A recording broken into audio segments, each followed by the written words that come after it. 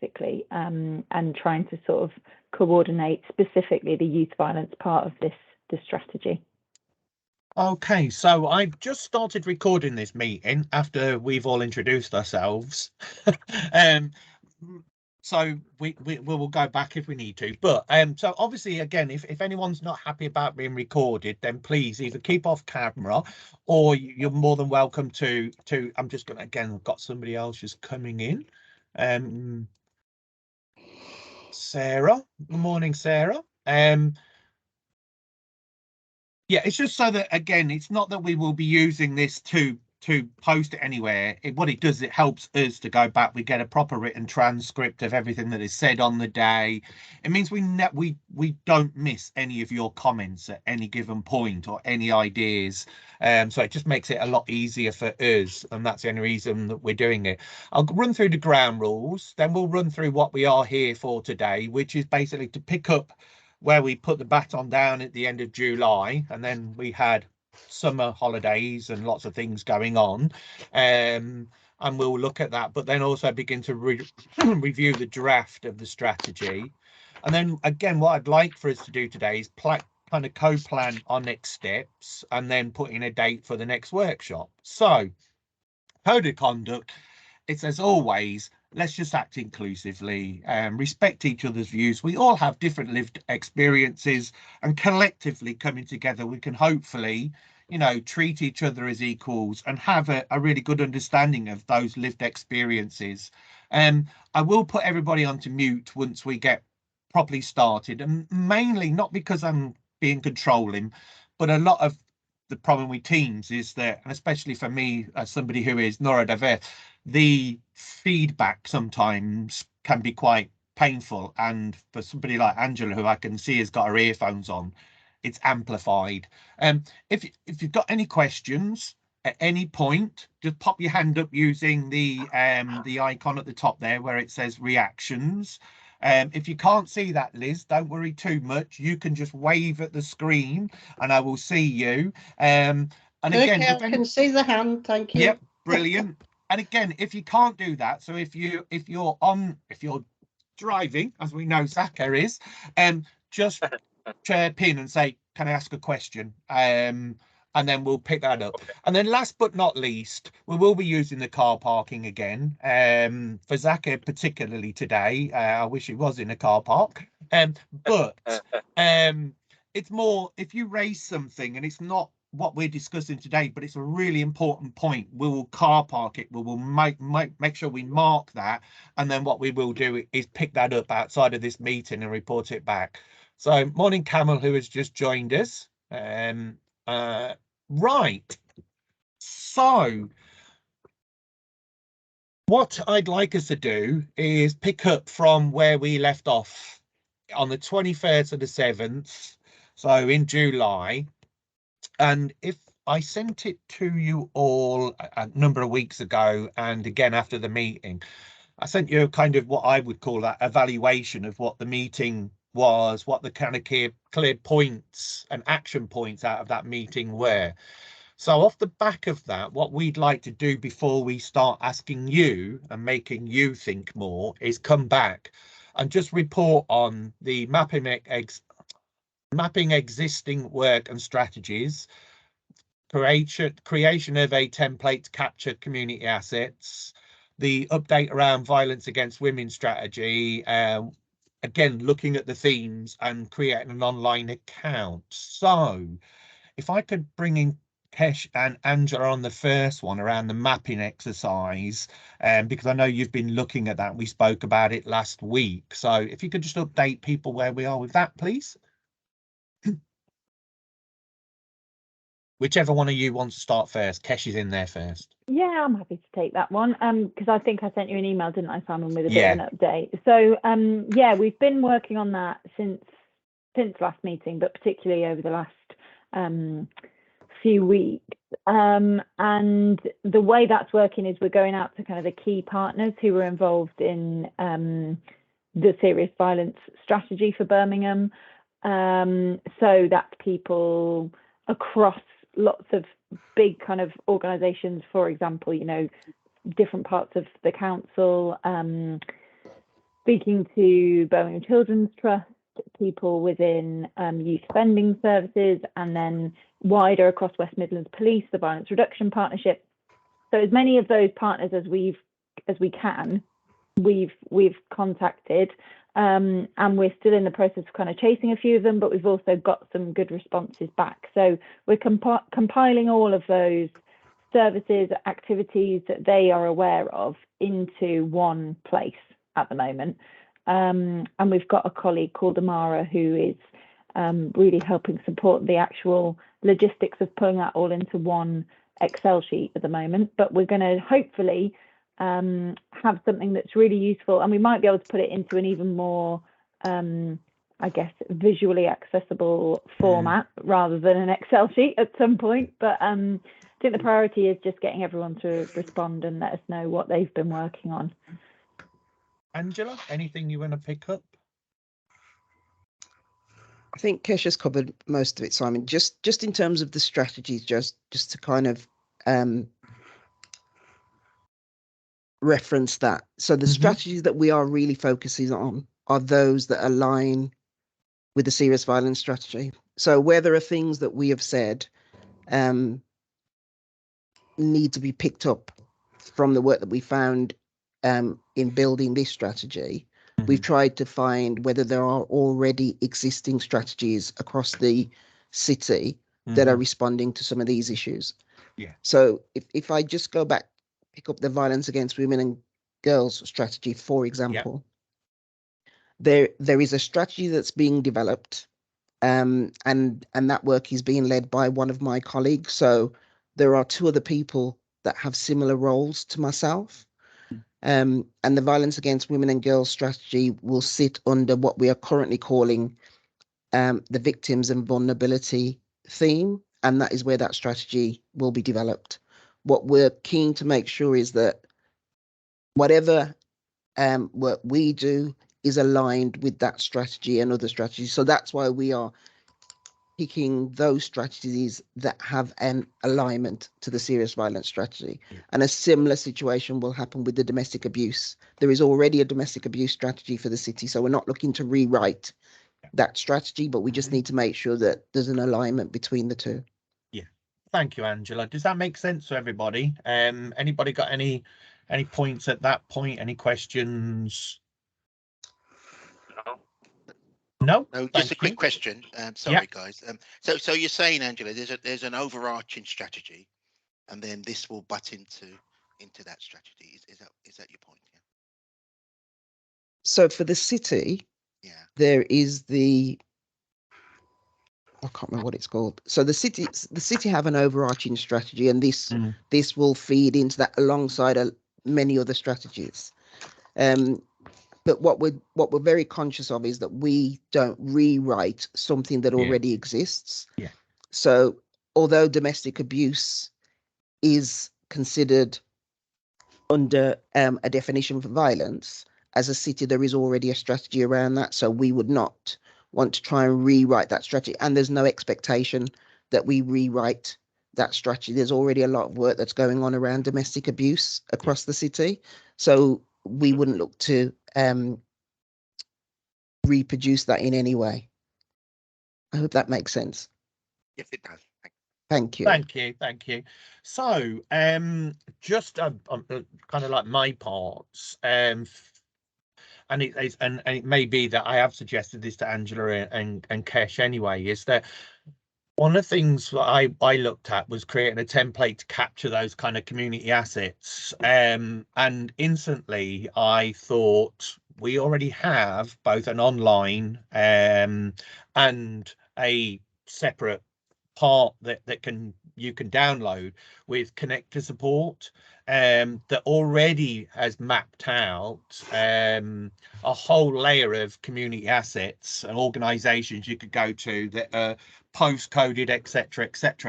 And I believe I didn't check that email before I say this statement. Maybe I should have. I think I did send a link to connector support to you all. One of the things would mean then is that why I think this is why Connect Support works so well is that it's owned your information. So in Liz's world, you know, you would upload the support that you can give, and you would keep that information relevant, etc. So that information is owned by you, but it's on our portal. So I think that's a really useful tool. And when I spoke with Angela last week, what we thought about is speaking with one of our lead colleagues who is organising Connector Support and having the ability to look in a specialist way for support around crime or criminality, etc. It doesn't quite filter down in that way at the moment, but we could add that in. The themes work, which we've done a lot of work on, actually now I think, and we'll go through them, and hopefully you'll agree, sits in this draft strategy. You know, the overarching themes, which again I'm not going to go through now. I think it's better when we discuss it. And then the last but not least was to try and find a combined space so we could share documents easier, so I don't continually bombard you with emails. I have hit a brick wall in that, purely on the grounds at the moment that as an authority, so we use Teams, love it or loathe it, there is a space to be able to have that co-owned space. The problem is Birmingham City Council, because of GDPR and worries around online access to documents that people shouldn't necessarily have, we can't set it up with citizens. So I'm still looking to find a way that we can share documents collectively, but at the moment it's going to be Angela or Kesh sends them to me, I'll send them to you, you send something to me, I'll send it to them. So at the moment I am your online portal that will that give that information. So so hopefully that makes sense to you all. Any questions in and around those action points from the last meeting? Because I think we've now covered them all. In regards to like sharing, can't you do something like OneDrive so everyone has access to that OneDrive, and we can all upload and look at others' information as well? So again, it's something I've looked at, but again, the big problem we've got is that as soon as we start sharing outside of, there is GDPR, etc. issues that again I have not been able to resolve with our colleagues in that department at the minute. So I'm just trying to work out a way, and the way that might be is that we ask anybody and everybody who has access to that, has a non-disclosure act, and they sign up to that. So at the moment, if you can just bear with me, there's nothing that I will share with you that can't be shared and it's not in the public domain, and there's nothing that Angela or Kesh has. There's nothing we're hiding. It's just more about trying to share easier access to documents. So leave it with me, but at the moment, you know, the relevant documents I'm going to send you. And obviously you've got my email, so at any time you can email me. So just going to move on to the next slide. So if you think about when we went in July, I just want to kind of refresh your memory, because we just mentioned about the themes. We're going to start looking at, for those that can see, so Zaka, please either pull over or just listen. But again, those that are having issues about seeing the screen, I'm going to share the document with you that we've drafted, but I've got a series of questions. My hope is, having given you a couple of weeks, that some of you may have read it. There's no expectation, we didn't demand it, but my hope was you may have had a skim read, etc. But if I remind you of when we first came together and when I first met with Angela, these were the kind of themes that again people expressed around partnership working, having an approach that was trauma informed within the strategy, that actually the strategy most importantly has reducing offending at its center of it, that it includes the community. The community has to be central and be empowered to be part of this. We did talk about the strategy tackling and having a look at how we tackle that perceived fear of violent crime. So it might not necessarily be that you've had it, but you might have that continual fear of. We talked about, again, how we want to have running through it is that understanding around mental health, the impact of violent crime, the causes of, etc. And then we did talk about, and again, the running through, and again, is around tackling knife and gun crime, although it's the strategy in itself is broader and wider within that. So that was just to really refresh your memories. So as we're going through the document and asking you a series of questions, then at the end we want to kind of think, are they still there? Sharda, I can see you've got your hand up. Morning, Sharda. Good morning, Simon. Sorry, Simon. Yeah, I just was thinking, I went to one of this meeting last night, and I know you've given all these guidelines here, and I think time has come. We include cost of living. People are really, really getting frustrated. Their mental state. Yeah. So I think something, if it's possible. So I think with that, Sharda, that would be a driver as to why some people may turn to criminality, etc. So I think it does. The answer lies within the strategy, but doesn't lie within the strategy itself. It will be linked up with that wider issues around, the early intervention and prevention strategy that the council is writing, etc., etc. So it's a really important point. I don't disagree, but it's more that's a driver that we need to understand. So thank you for bringing that up. Kautha, before we go on.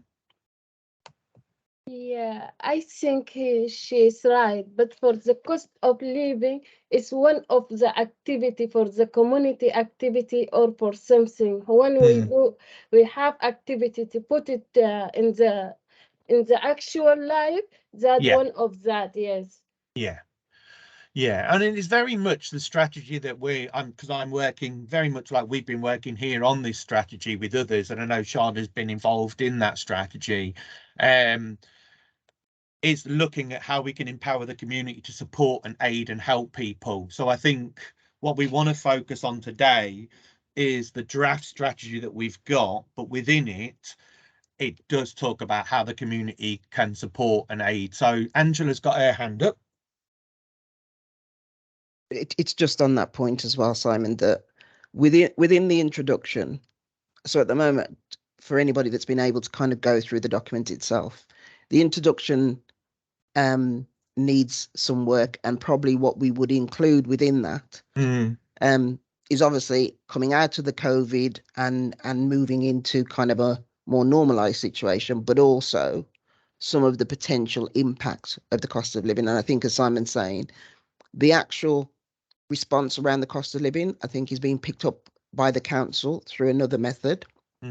But clearly we understand that there's potential that people's circumstances might lead them into being drawn into violence. But obviously the strategy in itself isn't necessarily going to be looking at tackling cost of living, but recognizing that that's a factor that might drive somebody to kind of get involved in a situation. Yeah. Hesh?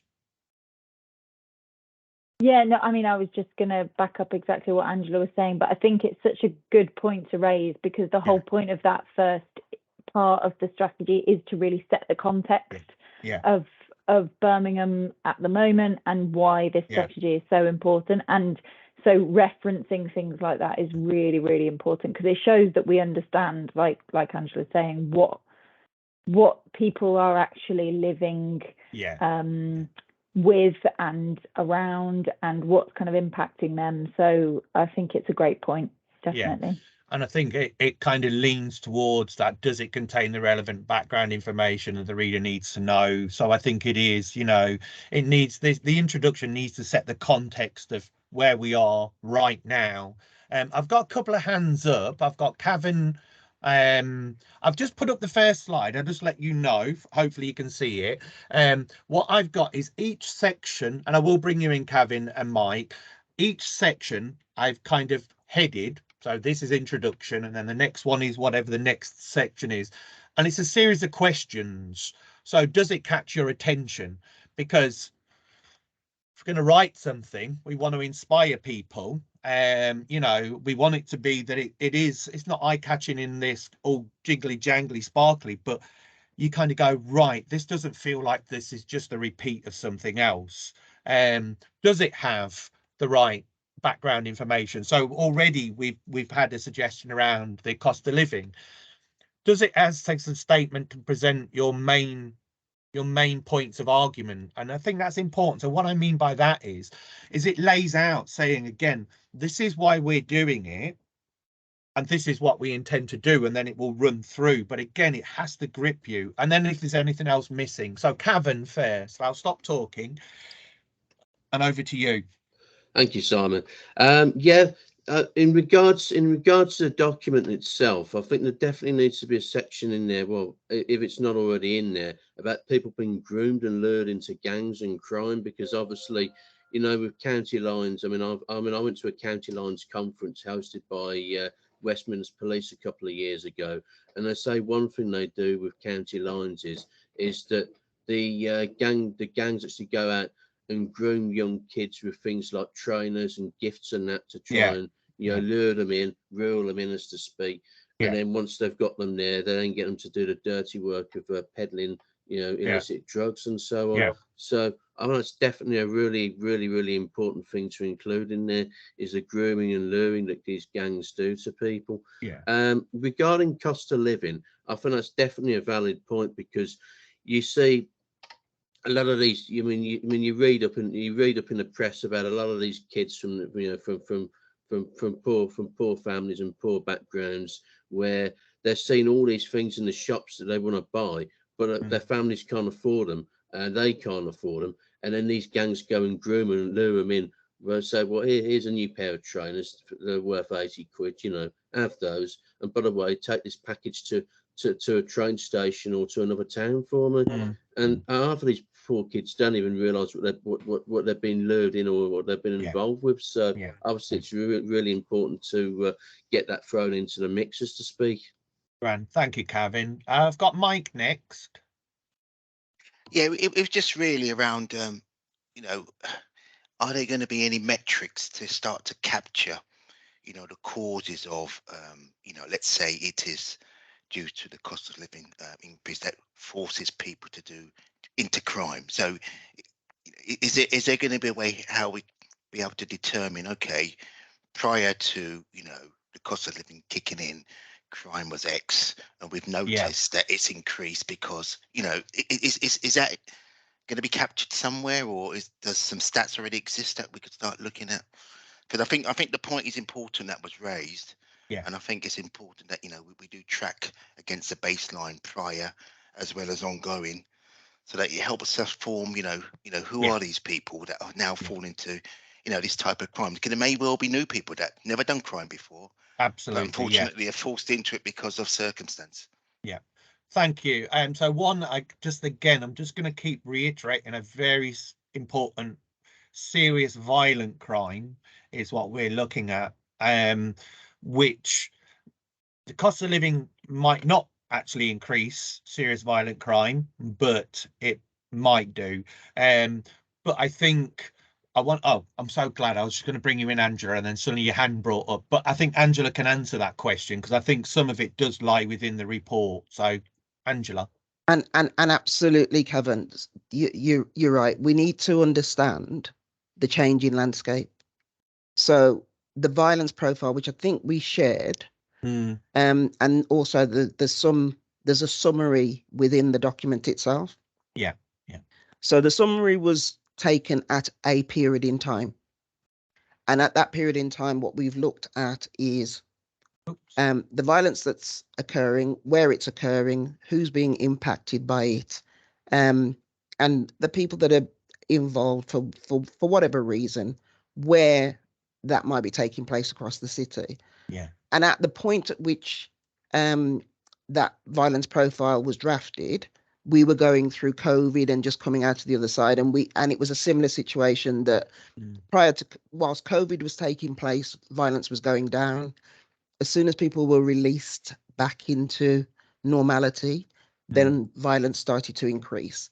So there will be a consideration around the cost of living in terms of potential impact, which you may not see directly in this document because obviously it was produced at a point in time. Yeah. But we recognise that we need to review that data and keep it up to date. So our analyst will be looking at the data again in terms of any other changes. And clearly, the point at which we collected that data, things have moved on. So they will be looking at it with a more current lens. But yes, in terms of determining where the violence is taking place, we've had to look at the data, and that's part of what they call the public health approach. You understand what the data is telling you, you understand what people are telling you, and then you use that to try and understand what the problem is and what the core root causes of that violence. So the cost of living crisis is obviously one of potentially a root cause, but there's clearly a lot of other potential causes as well. Absolutely, thank you. And so I've just put onto the screen, it's going to be very difficult for us to go line by line by line, hence why I sent it out. And I will bring you in, Shada and Sarah, in a second. The draft copy, and I'm sorry if I'm scrolling it too fast, but so just to refresh your memory about that introduction, we have a forward. So even before we've got the introduction, we've got the forward from Councillor John Cotton, who is the chairperson for the Community Safety Partnership. And then we do have an introduction that lays out the demographics of the city and some of that data, etc., that Angela has spoken about and you've asked about, Mike. So again, the yellow, I just want to add in the yellow parts because somebody did send me about it. The yellow is because this is draft, it's not complete. We need you to begin to, you know, to complete this with us, to do this. So don't worry when you see yellow, that's because we want to continue to build that. So I'm going to bring that back down. So I'm going to bring in, can I bring in Sarah first, Shada, because Sarah hasn't spoken this morning yet. So and then I'll bring you in after. So Sarah first. Thanks, Simon. So you asked about the introduction and how it catches your attention. So I was an editor for 10 years, and the key question is always, who's your audience? So if your audience is other people in the council, then I think it's fine. Yeah. If your audience is, you know, people working in the community or living in the community, then I think it is quite dry and it is quite factual. Yeah. And the forward has a little bit, tiny little bit about, we've heard these horrible stories. But, you know, stories are what, you know, why are we concerned about this? It's be a list of facts and something, you know, even some, you know, when this happens or that happens, what, you know, we all have the same responses, but what do we do? Yeah. Or even that just the position of our fear of serious violence is going up, but actually it is a lot better than it was in many respects. And how do we, but we still have problems. But something that doesn't really grab my attention. It makes me think I'm reading another document I've somehow got my hands on, which is an internal document. And I think we need motive, you know, it's like you, in a way, if this is to motivate people to pay attention and join in, you know, fit in. Yeah, I would need to be. No, that's really good. Thank you, Sarah. That's really good, because we've had this conversation, Angela and I, and hopefully I had a bit of a wow factor for Angela last week when I showed her what we could do. So we've got some ideas on that. That's really important, though. So I just want to bring in Shada. Thank you, Sarah. That's brilliant. Thank you, Shada. Thank you, Simon. I can't read your screen because it's so small in my computer. I'm sorry. So it's the largest I can go, but I will read the screen. So don't worry too much. Thank you. Yeah, just a couple of things I would like to share. Recently, in front of our eyes, we saw gangsters of young people taking things from us and running ever so fast. Security people says we can't run after them for their own safety. So they had no choice. And they said the police will have the camera and everything. The same thing happened outside the co-op where we live.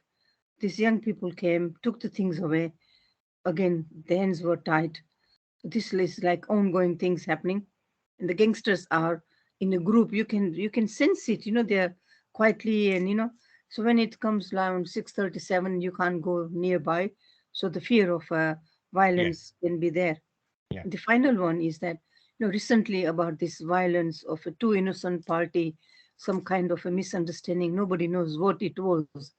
Violence in Leicester, violence in Birmingham, in London, and there should be some kind of a something, but nothing. I mean, okay, it's been dealt, but you need some when these things happens, call in the community, like online Zoom, and talk about it. There is not much. You see small things on the news, but what are we going to do? This is one of an example, and it was so bad. It can happen to any community. Innocent people can get hurt. So you need to seriously look into this as an example. And that was the day when it was Queen's funeral. There was shortage of police and all that, and innocent people were hurt, both the side of the story. It's a serious matter for UK. I think UK need to wake up now. Yeah. So I think one of the things is that this strategy probably won't deal with the individual things that you're talking about. For those who are not aware, obviously there was community issues between different communities that was driven. The argument is that the catalyst was cricket in the way that it can be football, it can be anything.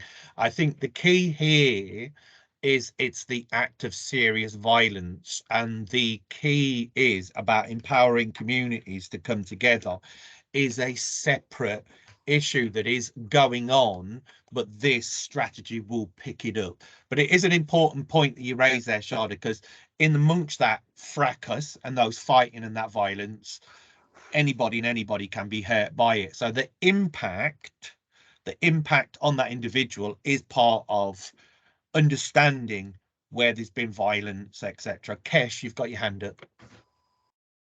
Yeah, no, just wanted to say thank you for sharing those examples of kind of why we're even having this conversation, Shada. So thank you for that.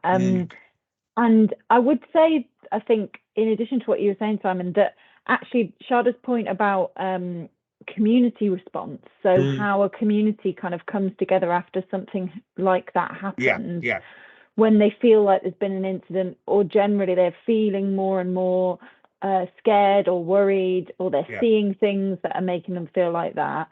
That is a really important part, I think, of what's going to come out of this strategy, is how we support that kind of community response in the best way, because it is something that comes up a lot, particularly in the meetings that I'm in, where we're talking specifically about children, but I think it still applies for whatever incident we're discussing, but particularly the serious violence where it's involving children and young people. I think there is a lot of trauma that other children are experiencing when they witness things, but then also adults are, parents are, families are. So it's that support that we're already sort of looking into as part of this mapping activity, what already exists, and where there's not enough provision for communities to feel like they can have that conversation, or they can share and move forward from things that have taken place. That will be something that comes out of this, I think. So I think one of that is possibly it's a really good opportunity to go car park, as in like really mark that and bring that back in, because there are other strategies that are going on. So I can again link anybody on here into those strategies that we're already taking. So Angela. And then I'll bring in Cortha afterwards. Angela, sorry, it was just to pick up the point you made about the car park, because I think there are responses currently Yeah. And I think it's maybe just understanding a little bit more about exactly where that incident has taken place. Yeah. And because then we might be able to take that back to where there are forums that meet around local issues. We do have local partnership delivery groups that meet regularly. So if it's in one of those locations, it might be something that they're either already looking at or they could potentially pick up on. And I think the point about how we do reassurance with the community is part of that. So if there is possibility for Shada to give us a little bit more information, then it might be something we can pick up through the car parking process. So we'll do that outside of this meeting, Shada, okay, and you and I can have a conversation, and then we can meet with Angela and Kesh as well. It is so, as somebody who is from Leicester, born and bred, you know, it was a very large and very worrying incident, so that made national media. But I don't think, again, the understanding of it was what was really given. It was just too simplified. So, Kautha.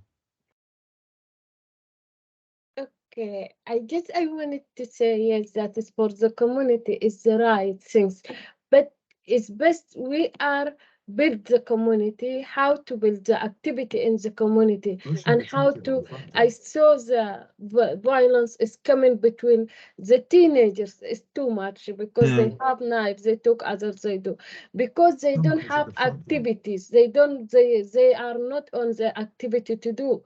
That is why if we build communities and we see how to come in all people together and to put them on the activity, and from there we are starting to reduce violence. You must all people you put together, and also to try to do the family women's to teach them how they can keep their family on the good ways. That is all. If you just first thing when we start by community, after that community maybe just know on the me like me is Sudanese community, but it's not I keep just Sudanese community. No, I want to do all my area here, to put all my area on the same issues, and that is how can we help that. Really, this activity I put it from to 2020 before Corona. Corona is closing me down. After that, I try also, but I don't found place until now to put this activity online. All time I spoke about this. I try to please tell council, and also I meet the labor here in my area. I spoke with them. I send it to them all my ideas, because really I saw my community is a lot people on the teenagers. They don't go to the schools, they don't go to they go out. That is the problem.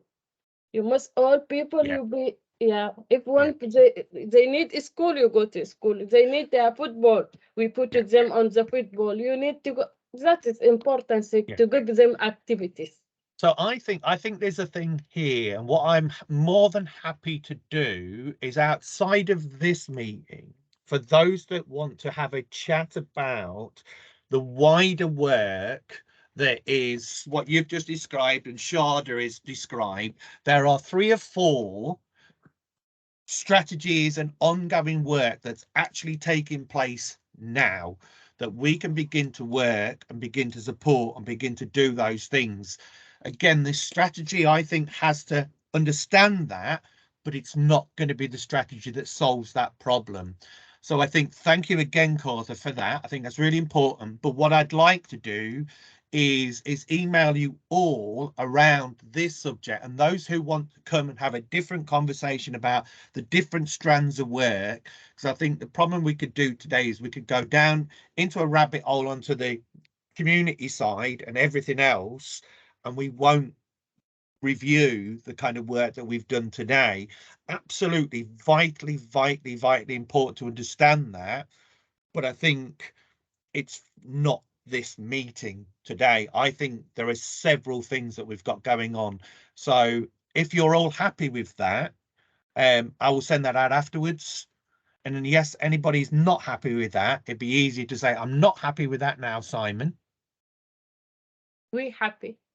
Good. There we go. So that's cool. Brilliant. Thank you all, guys. I will pick that up. I've just got Alera's hand up though, and then we'll move on. Hello. Yeah, sorry. I hope that I don't go off on a tangent and too far from where we're going with this, but I just wanted to kind of pick up, I think, from a few of the previous comments that I've kind of mentioned about kind of like grooming and like the early signs that we're seeing for this kind of serious crime.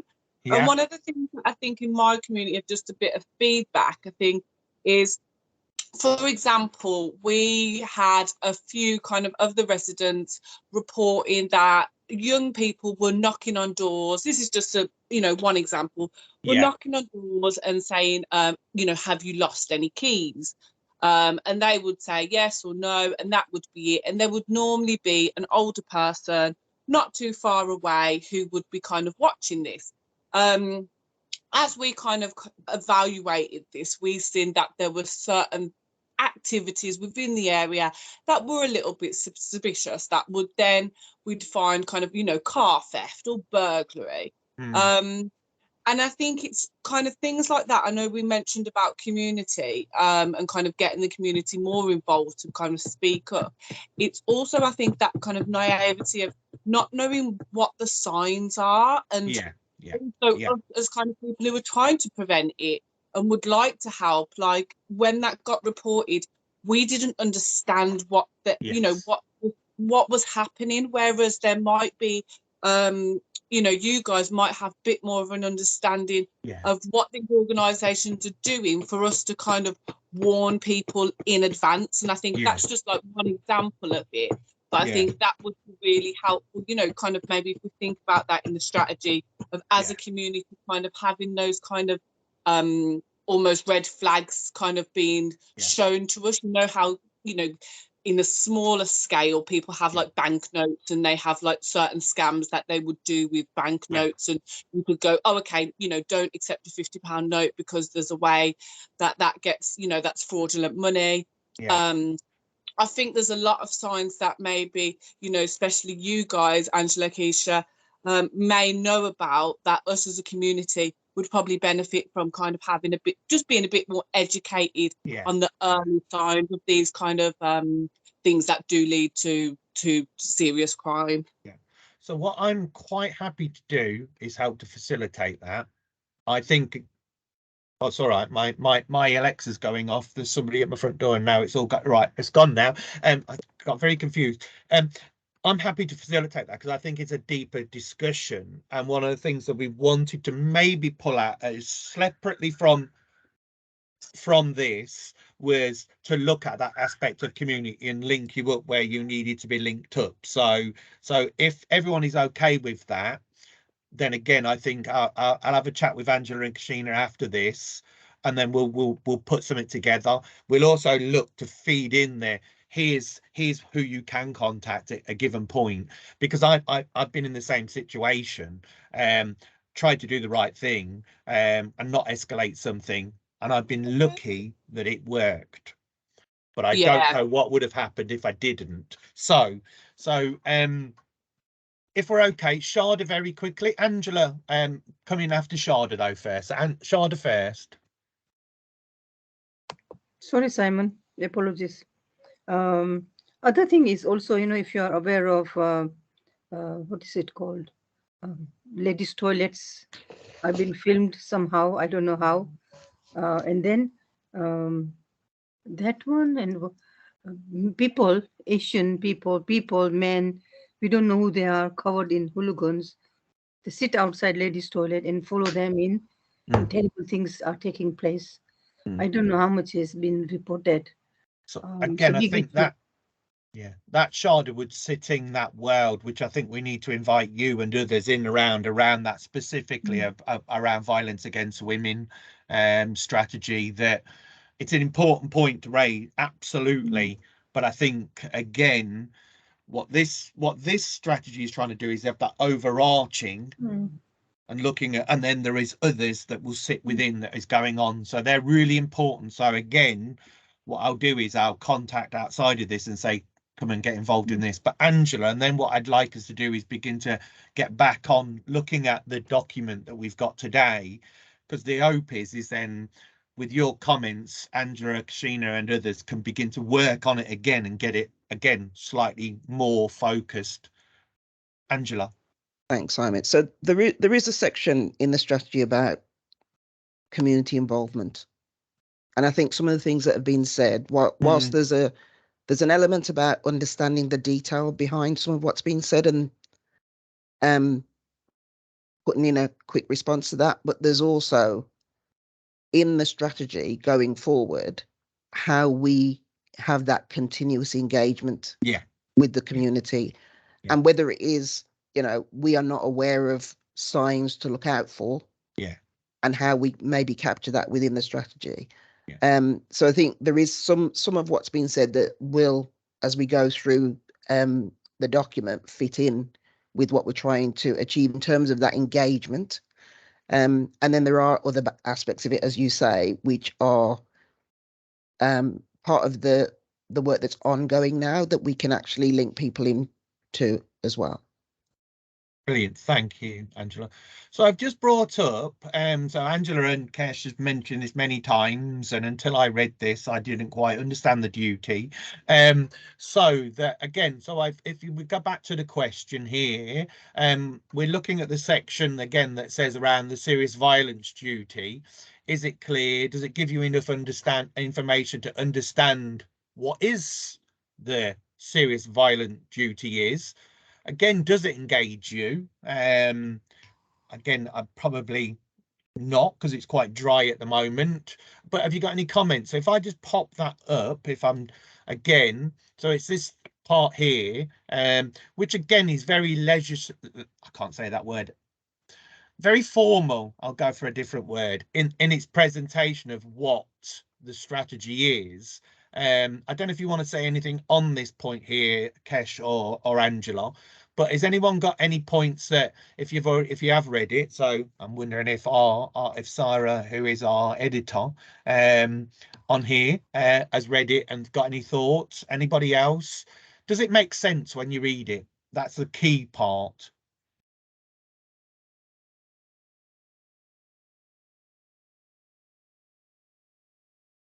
No comments? Seems clear. Oh, brilliant. Okay. Environment. So yeah, Angela. It's just to say, Simon, that probably is a bit of a dry section, because it literally is just telling you what the duty is. I think, as you said before, with everything that's in the document, we are looking about whether infographics would make it a bit more interesting and easy to understand. So there may be some aspects of it that we just try and change visually how the information is presented. So just as a little Easter egg for you all, as you say, one of the things that we've discussed is turning this document into a much more amenable, workable document, that using something like Sway, Microsoft Sway or something like that, and actually embedding video into this. So it might be, you know, we're going to ask for volunteers at some point. Maybe you wish to say, you know, Angela might do the serious violent duty part, but others could say, this is what this means to me. And therefore what you are doing is you're speaking to your peers about this strategy and making it real. We're a long way from that at the moment, but it's part of the ideas that we've had that we want to kind of discuss with you maybe going forward. So if we're okay with that part, is there anything on the section that is our partnership and key principles? Again, is it clear? Does it give you this? You'll notice a trend. Is it clear? Does it give you the information? Do you understand what we mean by partnership? Was there any issues that came up in that section? And again, I will just try and scroll down to, there you go. I think more than anything today, what we're looking for is the substantive of it okay? Does it kind of make sense? Because then we can begin to tweak this as we go forward. Sarah. Sorry, yeah, I got a couple of points. One is just a question about content, and one is about how it's presented. I think you're more interested in the how it's presented aspect. To me, it doesn't jump out what the key principles are. In a way, it's quite a lot of bullet points and things. I would need, you could get to the priorities, but then what's the bit before? It's what exactly do you mean by partnership? I don't get that. Do you mean that you might work with somebody like me who's a tiny charity, or do you mean these are partnerships with the big organizations that Kesh was talking about?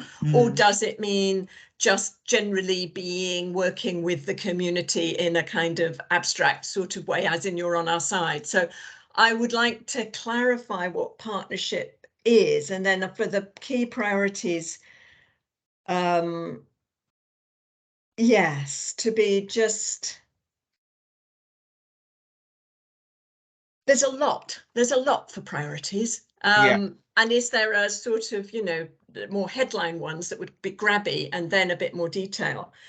And that leads me on a bit to the content thing. So I come from peace, we're peacemakers, and so I've got a peace theory background. And in peace theory, we talk about peacekeeping, peacemaking, and peace building. These are 3 elements that you can do in peace. So the peacekeeping is your enforcement that you've got there that you need as well. You need to enforce, you need to keep the peace. But you don't want to only do that, because you need a lot of peace building in order to create community and trust and reduce and have all of that stuff that is about prevention that you're talking about. But there's also peacemaking, which I can't see, and I'm not saying you have to use the language of peace, I'm just trying to use it as an example. Where is the stuff around peacemaking that is around what is conflict? How much is conflict, polarization, cultural polarization, or response to things like the cost of living? How much, or domestic violence, how much of conflict is driving some of this serious violence? And how much do we need to do to kind of build ways in to resolve conflict, give people tools to resolve conflict, as well as do the early intervention? Or is it in the early intervention? It could be that that's where people are getting those key skills. I don't know how much of it is driving serious violence. I know a lot of it is driving low-level violence, but I'm not an expert in serious violence. And what I also don't see is school. Well, I see you mentioning education, but keeping young people, I'm talking about young people in this instance, in school, when we know the statistics of exclusion, seems to me that on its own, just reducing exclusion would be a priority. And how do we do that? That it's not just the young people. The emphasis is always on the young people and it's their issue, but often the issue is with the school. And because I'm working with schools a lot, and young people come to us and tell us of their treatment in schools. And so, so that's my content bit as well. I'm sorry to throw that in. I know you mostly want no, honestly, that's fantastic. That's exactly what we want. Kesh, do you want to come in? Thank you for that, Sarah. That's brilliant. Yeah, so useful, Sarah. Thank you. I think it's really good to get both your thoughts on content, but also just because it's part of your expertise, it's the actual kind of editing. It's really useful. So I've made a lot of notes there, and then just to reassure you, I think on that last point around kind of schools, and it's a really great point that you make about exclusion rates being a huge risk factor in terms of youth violence. Just like I say, to kind of expand on that a little bit. So part of my job role is working with the VRP, which is the Violence Reduction Partnership, which is part of the OPCC's office, which is the Office for the Police and Crime Commissioner. So that's working all across the West Midlands. One of their key risk factors for young people getting involved in youth violence is the exclusion rate. So if they've been excluded from education, it's a huge risk, and quite often leads to, like you say, them being involved in criminal activity. So just to kind of give you some more information on what already is happening there, we do already have a task force in Birmingham that is called the Safe Task Force, which is actually a national pilot that's happening across the UK. But in Birmingham, we've got a really big one. So it's got quite a large portion of funding, and they're going to be able to work with 30 schools. And that is literally the main aim of that, is keeping young people and children in school, and acknowledging the huge impact that will have on some of this in terms of that then leading into serious violence. So mainly just to reassure you, that is on the agenda in that space. And the Safe Task Force, I'm working really closely with them, and I think they will have lots of involvement in this kind of strategy. Certainly the implementation of this strategy is going to impact what sort of work they commission and what they deliver with schools. So hopefully that reassures you slightly. It's very good to know. I'd love to have a conversation about that with you if that was possible. Yeah, absolutely. Yeah. Brilliant. Yeah, I've noted that, Sarah. I've got Angela's hand went up and then Cavan. It's just on that same point, really, Simon, that there is a major recognition about exclusion and the impact on young people. Yeah. And education is one of the conversations. So the SAFE project is obviously coming to Birmingham, and there's another task force as well that's working with alternative provisions. But actually, there's also, well, what's the city's approach around exclusions? Yeah. So that is something that has come up throughout the conversations that we've been having in terms of developing this strategy. And it is something, and it's important to have it pointed out to us if it's not clear enough in the document, because it is key to what we're trying to do. And obviously the document isn't just about young people, but that is an essential part of trying to support young people away from some of this activity. Yeah, brilliant. So I've wrote that down. So again, what I'll do is I'll set something up and we can continue that. And then I think it again might be useful if we can begin to think for us three, anything that I can then send to the guys after this. There's this strategy, there's this bit work going on, etc. Because within the citizen involvement team, we're involved in so many different parts and pieces that actually we can link you up with those different projects that are going on. So Cavan. Thank you, Simon. Yeah, in regards to education, I think one of the biggest problems is since the academisation of schools and the fact that a lot of schools are no longer under local authority controllers, there's no real serious framework in place to actually deal with things such as exclusions, to deal with youth violence and so on. And I think the situation you find you have now is you have a lot of schools which are academies which are separate to each other. They've got no sort of proper links to each other in terms of policy, framework, all the other things that go with that. Yeah. And I think what needs to be done is there needs to be an overarching framework designed to actually say to these academies, well, actually, we need to come to some sort of common agreement on what exclusion policy is going to be. We need to come to a common agreement to what we're going to be able to do to actually get kids back into school and not exclude them in the first place. Yeah. And I also think there needs to be a framework in place, an overarching framework in place to say, well, actually, you know, we need to have an agreed standard in the city to actually support kids who are at risk of exclusion, so we can keep them in the education system and stop them falling through the cracks in the floors, to speak. Yeah. So again, there is work being done in and around that. So again, I'm going to have expect quite a long email from me, guys, after this, but it's all going to be useful information of where you can begin to get these things, and I can link you in. So thank you for that, Sharda. And then we can discuss whether we wish to have a break at this point, because we've got another hour to go yet. So Sharda. Yes, thank you. I was very, happy to hear from Kesha Bowing, and our colleague Kevin recently spoke about the programs to put in place, and we have a program already in place, right? For example, we go to prison and teach, Doncaster Prison, Guernsey Prison, Vincent Green, and it's an ongoing program. And while we see this issue straight away, we should, even if there is a war, we go there and help women, men, so their mental state doesn't get disturbed. And we do this every day, Monday to Friday, online, to make sure the people's mind are happy, their mind is peaceful. And the program designed for 16 hours, we do that. And it's all done on volunteering basis. And I think time has come that it should be addressed to school, colleges. We are already doing it in the university with students and staff because of a lockdown. So we have a connection with the university. But I think to have people's mind and how to have people's mind peaceful is very, very important. And we have those kind of program in place.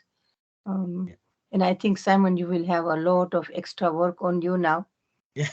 Thank you, Shonda. Good luck. Sorry about that, but good luck to you. No, it's fine. I just won't sleep.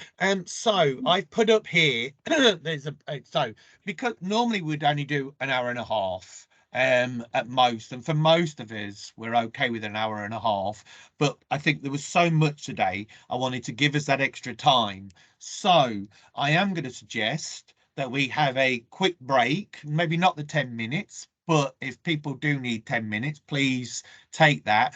But just for anybody who might want to get a drink of water, another cup of tea, or most importantly, a comfort break in between, we're going to carry on doing the same work as we've been doing before, going through the different elements of. But I just think I wanted to fit in that. So you don't need to log out or anything. You can just mute your mic, turn your camera off, and then I will see you back in, can we say 5 minutes? Thank you all. Yep. So Thank you, Simon. Enjoy your 5 minutes. Use it wisely.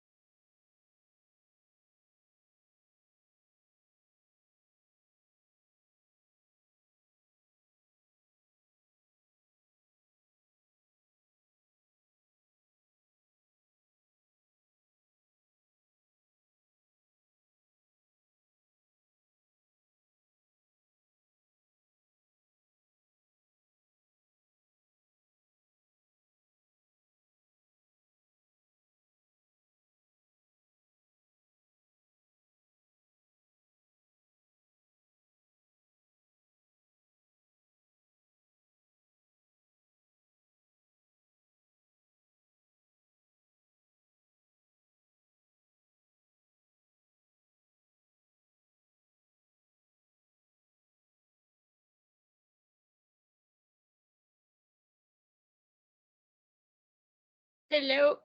Oh, hello. Hiya, Cutty. You're right. Yes, good. Good. Is the sun still shining in your part of Birmingham? Yes, in Good. Birmingham. Yes. I'm just happy I've got my coffee. That's what I needed. Even me, I got my tea. Yeah, no, Yes. it's my only vice, is my coffee. I don't drink, don't smoke, don't do anything like that. It was just like, but coffee. Oh, that is good. You know what? I couldn't survive without my coffee. In fact, my wife often says, "Do you need another coffee?" Just because, and I'm like, "Why?" She was like, "Because yeah, you seem to be a bit irritable at the moment." So yes, It's good. Without anything others. Yeah. Yeah, no, absolutely. So, and I'm a proper coffee snob as well. So I have to have very, very good quality coffee. It's not just instant. Oh, that's better. Yes. Well, hopefully people will start joining us in a moment. 5 minutes doesn't sound long. It can feel quite long. It's not long, yeah.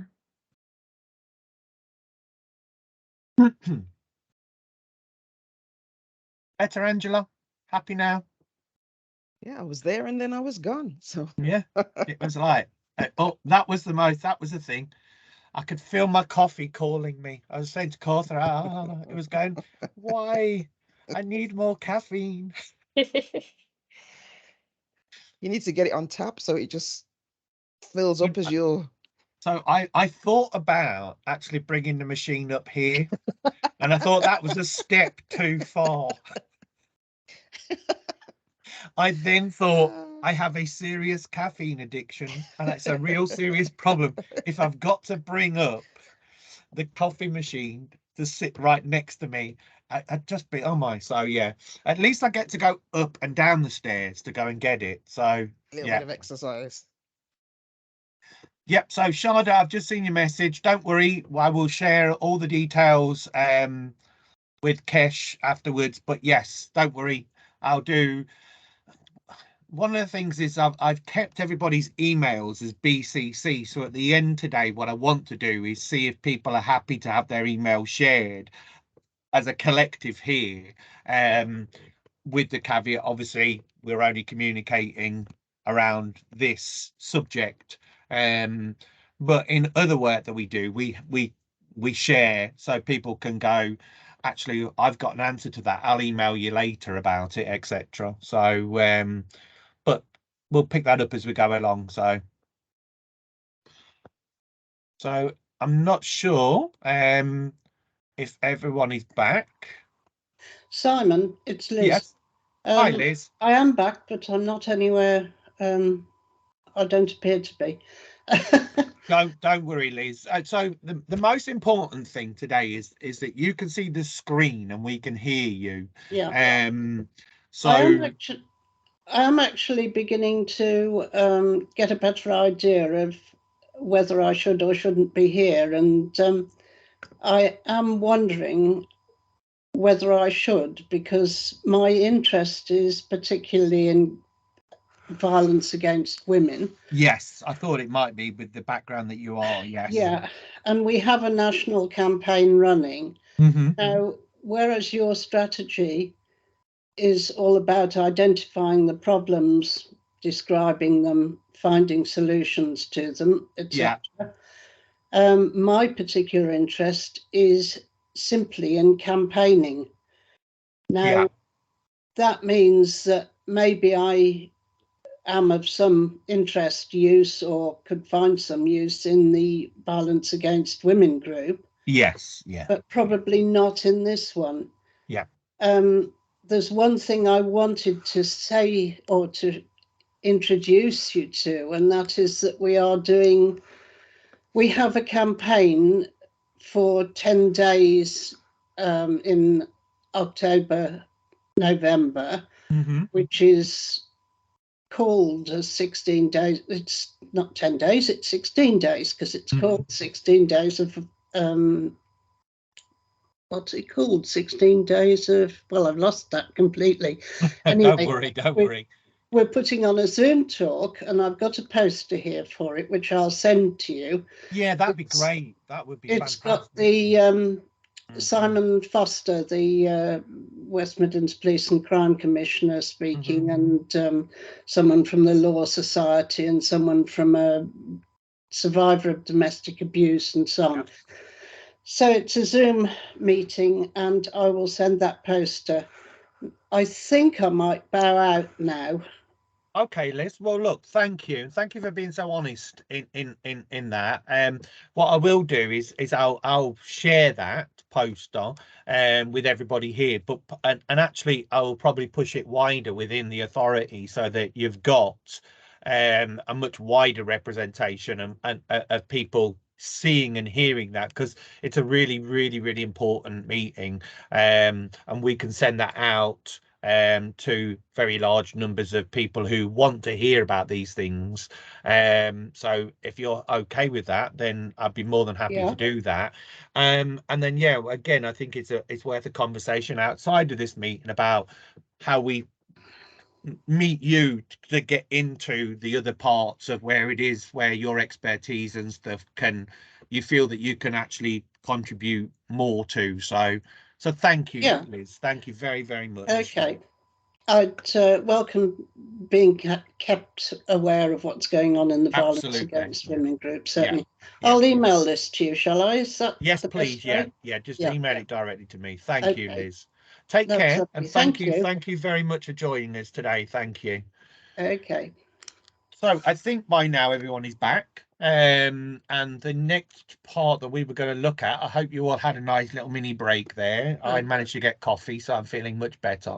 The next part that we're looking at is what we understand about serious violence in Birmingham. And some of this is the bits that I think Mike kind of raised earlier on around how we're presenting the data, etc. I'm just trying to bring up that document.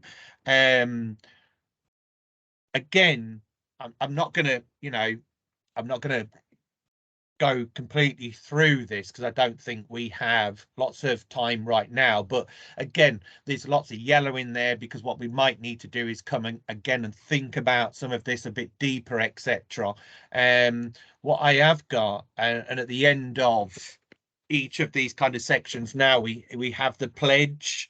So the pledge is saying to work collaboratively to develop a multi-agency data to refine and constantly improve our understanding of serious violence in Birmingham, to work to overcome barriers to sharing information, which is a huge issue, to ensure our information is as comprehensive as possible and our action plan is based on evidence and need. So in this, if you have read it, if you haven't, again, you've got the strategy. Please, in your own time, do.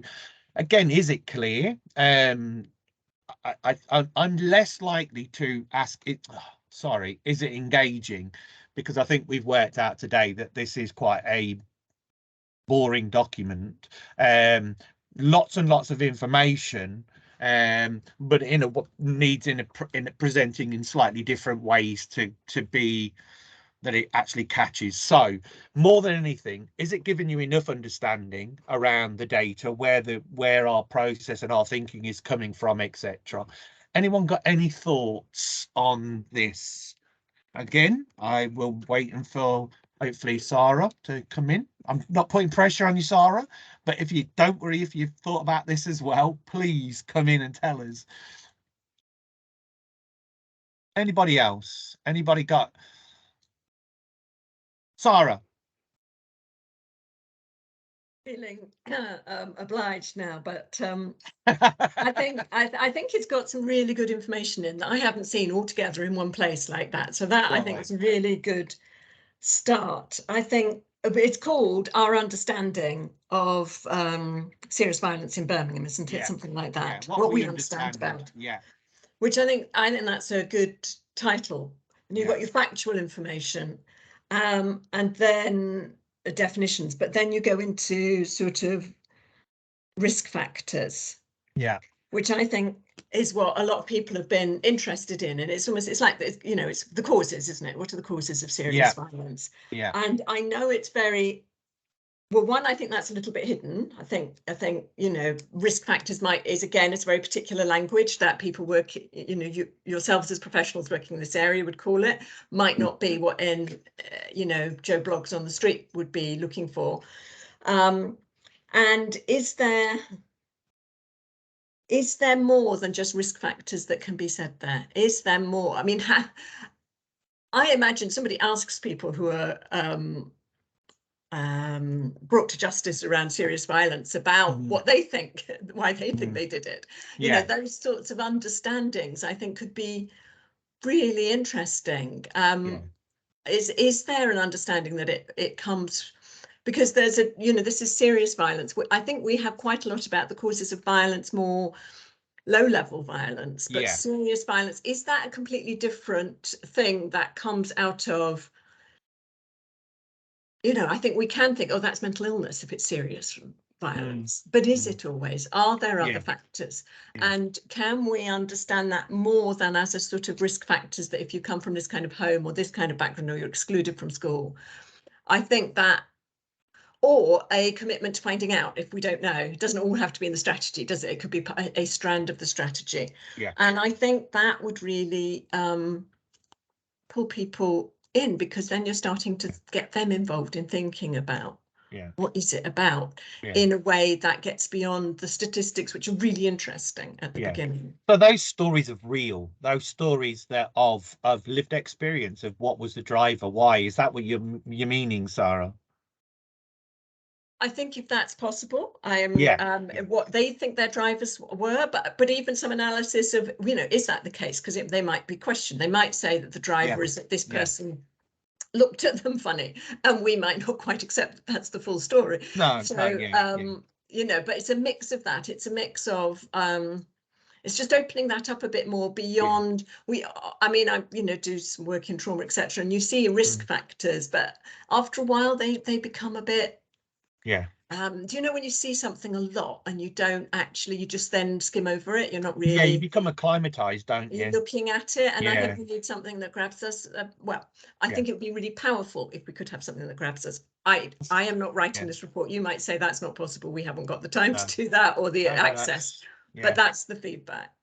No, that's brilliant, thank you. Anybody else any thoughts on that, on this part of the, before I move it on again, I keep clicking the wrong thing, but again, there's a lot of, like I say, there's a lot of information there, and what we will try and do is obviously present that in a way that is open, meaningful, etc., etc. But I think when I looked at this, it was such a high wealth of information, and again using data.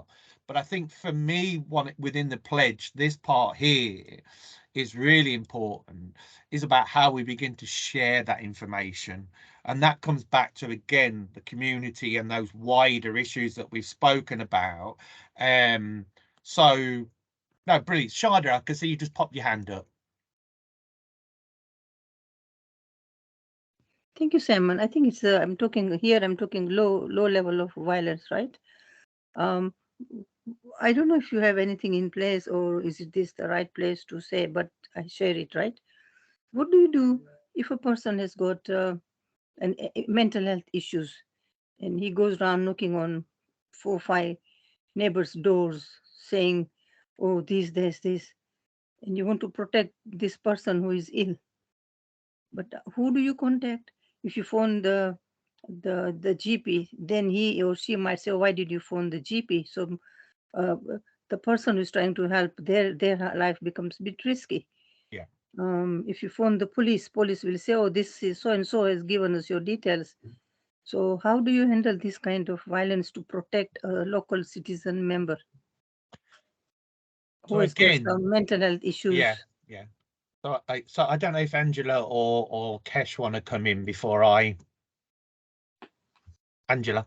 I think if it's an issue of concern and safeguarding for that individual, I think if you report it to the police and you ask not to be identified, then they wouldn't identify because it's about safeguarding that individual. Mm.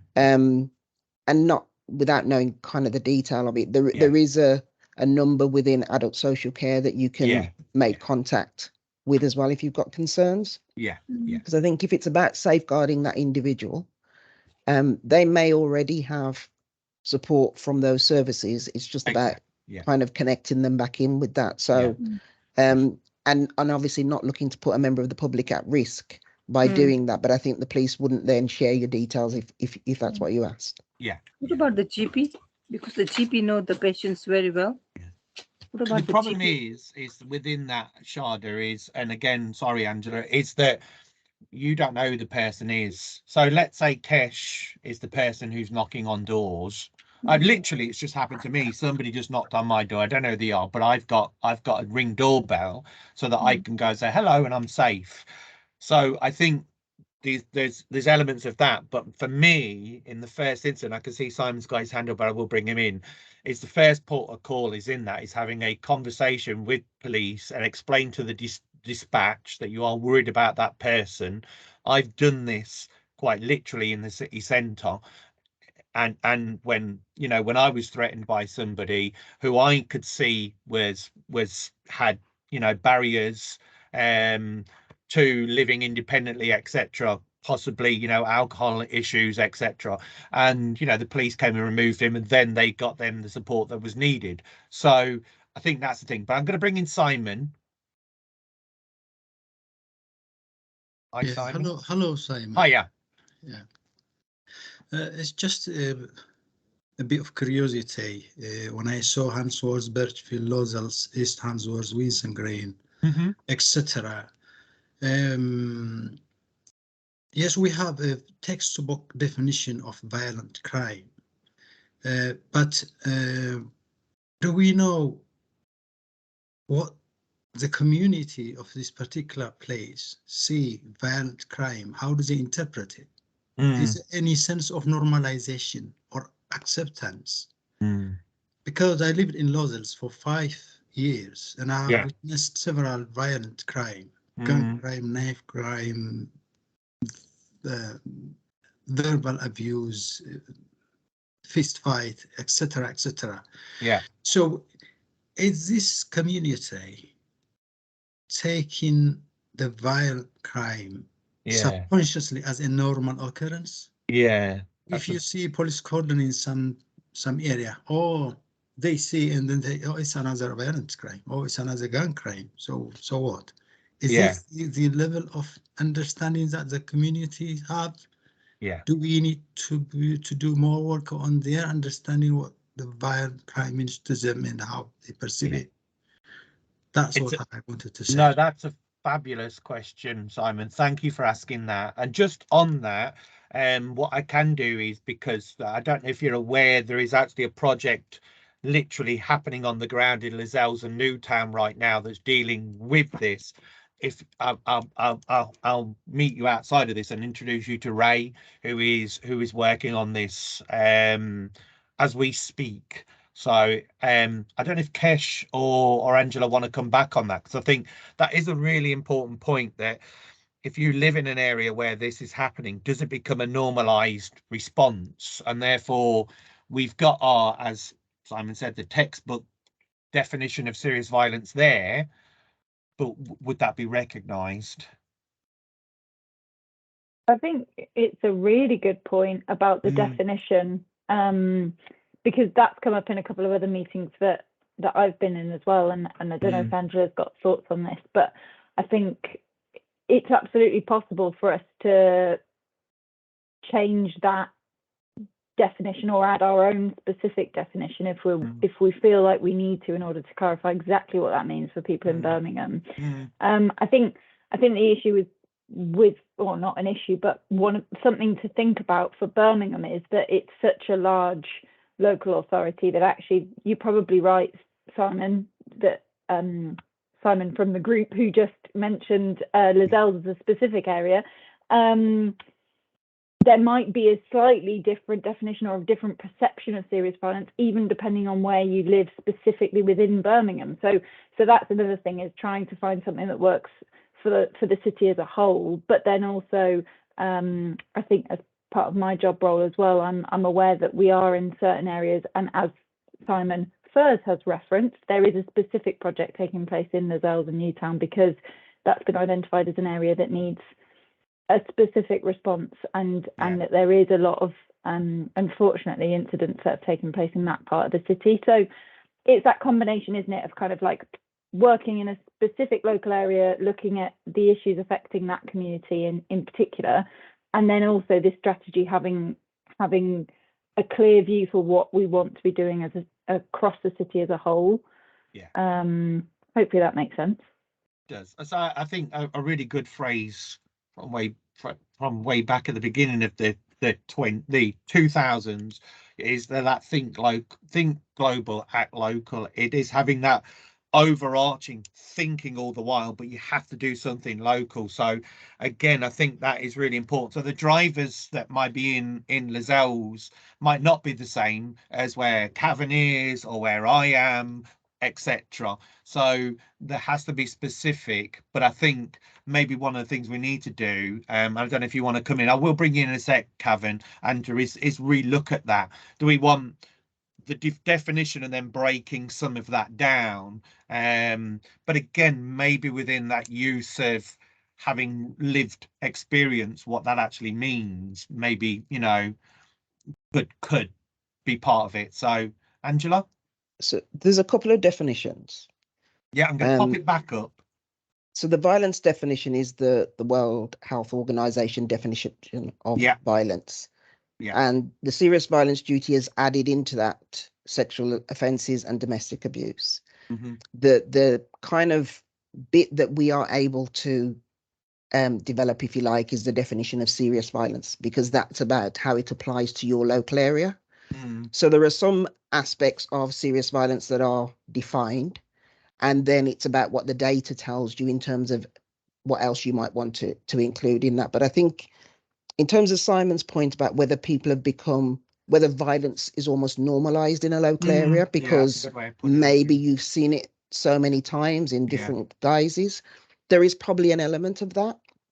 I think some of the projects that are operating in that local area now is about trying to engage with the communities to move past that normalizing, and also the young people as well. So the YEF project is one. There's also a project that's been delivered through Empower You, where they're working with parents and carers that have either had young people die in those local areas or have experienced it, or young people and the communities, the wider community themselves, have seen incidents take place in the communities. And what they're trying to do is to reclaim the community, if you like, reclaim that local area, so that the communities feel more empowered to go out and engage with us as professionals, engage with the police, engage with each other to try and tackle some of the issues in the area. So I think it's probably a combination that there are things that people have seen over a number of years which might lead to some of it feeling a bit normal. But I think there are agencies and professionals and the communities that are looking to say, well, you know, we want to challenge some of that, and we want to be able to. So, for example, there's a whole activity about reclaiming parks, because a lot of the parks in that local area people feel are being overtaken, but actually they want those parks back for the families. And there's opportunities. I mean, similar to kind of the earlier conversation, there are opportunities to get involved in some of that. So I think if Simon was interested, then we can connect him up with some of the local groups that are running in that area that might allow him to get that better understanding of what's going on. I've made a note of that, so definitely I'll do that. I've got Cavan's hand up, but before Cavan, I think just maybe us adding into the strategy around something that talks about you know, that normalization, that for some communities it can feel that, and making mention of it, and then how we challenge that, because when you feel powerless, maybe you don't feel that you can challenge it. So maybe having some of that, and then the answer might be really important. Cavan, thank you for being so patient. Thank you, Simon. Pleasure. In terms of dealing with violence, especially around young people, and also dealing with violence and disorder in the community in general, I think the few things two other things we could be focusing on are devolution and security. For example, devolution of power to communities. An example on housing estates. You know, some housing estates are run by organisations called tenant management organisations, where they actually have a housing office on site. I mean, where I live in Harborne, we've got a tenant management organisation. It's absolutely fantastic. We've got a good working relationship with the police. We've got good links to organisations such as good links to organisations that support families, elderly people, disabled people, and vulnerable people, such as Gateway Family Services. You know, we've got lots of good things like that. So maybe there could be sort of like push around a devolution agenda to sort of like say, well, actually, you know, if people in an area aren't feeling 100% safe, or they're concerned that like their blocks or their areas are out of control, then maybe give them the opportunity to form a tenant management organisation and have a housing office on site. In terms of young people, there's a lot of exclusions going on in the schools, and sadly, that, you know, it does come to the stage sometimes where some kids can't be educated in normal schools because of behavioural problems such as violence, aggression, being out of control. So would it be worth maybe sort of setting up exclusion centres, what used to be known as special schools, where the kids can get the support they need, they can get the love and the support they need off specialist teachers to actually support them, get them through their issues, get them an education, and basically give them a chance to have, you know, a chance to take the right path in life, rather than just being, you know, falling through the cracks in the floor, or just being left to think, you know, actually, do you know what, I've been excluded from school, I've got no future, so I'm either going to get involved in crime or substance misuse or whatever, you know, and all those sort of things. So I think there's a lot of things to be considered in those two things. Yeah.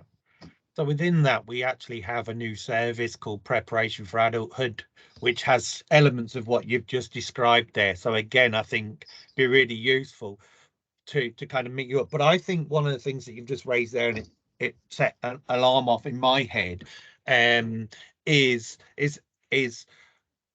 where we concentrate on a strategy about what isn't working, or, you know, then, but what we also want to do is maybe have the bits that are working, and how can we learn from them, and can they be not so much implemented but created. So I think it's a really, really good intervention there that you've kind of said there, Kevin, because if it's working in one area, how might it work in somewhere else? And is that about investment? Is that about, you know, so trying to do something that is positive, where people have done it, and, you know, we can see in that piece of work that Ray is leading on, you know, there's real serious engagement that could be transformational for the area. So again, you would learn from that and try and extrapolate what worked and try and apply it somewhere else. So I think, again, that's something I'd like to pick up outside of this. I've just got Alera's got a hand up. Hopefully, Alera, you're okay and you're not having that baby yet. Alera, are you there? Hiya. Yeah, I'm here. Good. Yeah, not having a baby just yet. Good. You just scared me at the beginning of this meeting when you said that. I was like, I've never had that ever in my 8 years of working in the council. So please, carry on. Secretly hoping that I do. I keep saying it because I'm so close. I think everyone's a little bit secret, like, oh, this is something new. Sorry, do excuse the background no, noise. Please carry on, mate. Yeah, no, it's fine. Honestly, it's okay. So one of the things I just wanted to touch upon that, because I feel like it's been raised a couple of times, is about schools and exclusion, and working around that. And just kind of wanted to make a point of something that especially we're finding within my area, which is kind of frankly Northfield surrounding. Okay, is that we're finding, because we've worked a lot with kind of the local schools, and something that we've has been brought up a lot of the time is that a lot of these youths that are getting involved in serious crime actually are really well behaved in school, and there's a very small proportion that are getting excluded. The problem that we're finding is that the serious crimes are happening out of school, and that's where I think we're finding the lack of support within the community in terms of youth workers and people that are working outside of school hours. I think actually in school and kind of round the education and that time, there's a lot of support. And I mean, for us, I think we're finding that there is that early intervention. There's people that then go to the homes and working closely with the school. Yeah. It's that after hours where, for me, I feel it's kind of a lot of, you know, the lack of the male influence, the lack of, you know, the parent, you know, the father. There's lots of kind of like subsections of it that I think that's where we really have the gap. We're really kind of missing the link. I know Bernardo's are working. They have something called a father engagement. Yeah. Have you heard of it? Yeah. Yeah. And I know they only do it in certain areas, but things like that, I think maybe to kind of be considered. Just because I know, sorry, I'm going off on a bit of a tangent again, but just wanted to kind of like put that out there, because I know we're kind of like focusing and zooming in a little bit schools, when in areas like my own, it's actually not that. It's not at the end of when they leave school of where we're kind of struggling. And that's a really, really, really important point. Thank you for raising that, because it is something I recognise here. And as my wife, who is a teacher, and she talks about some of the, interestingly, in your area, and talks about exactly what you've just mentioned. I will bring you in, Kesh. I mean, sorry, Sharda, but Kesh may want to reply directly to that. So, Kesh. Thanks, Simon. Yeah, just quickly, and then, like you say, we'll go to Sharda. But I think that's a really great insight to get, Alara. So thank you for sharing that. And this is why things like this are so important, because it's interesting to actually get the on the ground kind of how it feels and what you're actually seeing in different parts of the city.